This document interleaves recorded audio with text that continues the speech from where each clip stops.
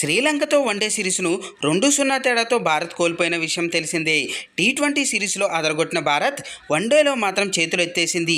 తొలి వన్డేను డ్రాగా ముగించిన టీమిండియా ఆ తర్వాత వరుసగా 2 మ్యాచ్ల్లో ఓటమిని చవిచూసింది. శ్రీలంకపై భారత్ వన్డే సిరీస్ ఓడిపోవడం 27 ఏళ్ల తర్వాత ఇదే తొలిసారి.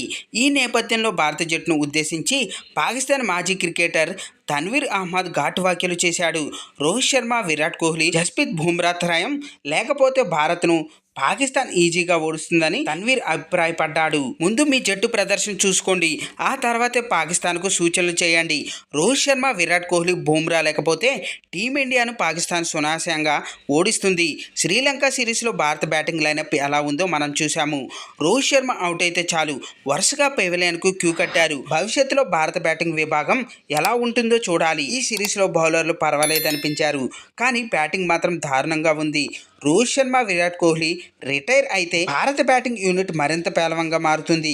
భారత బ్యాటర్లు వారి సొంత పిచ్చులపై మాత్రమే పరుగులు చేస్తారు, ఎందుకంటే ఆ పిచ్చులు చాలా ఫ్లాట్గా ఉంటాయి. కానీ బంతి స్విమ్ అయ్యే కండిషన్లో అయితే భారత బ్యాటర్లు ఆడలేరని క్రికెట్ పాకిస్తాన్కు ఇచ్చిన ఇంటర్వ్యూలో తన్వీర్ అహ్మద్ పేర్కొన్నాడు. ఈ క్రమంలో తన్వీర్కు భారత ఫ్యాన్స్ కౌంటర్ ఇస్తున్నారు.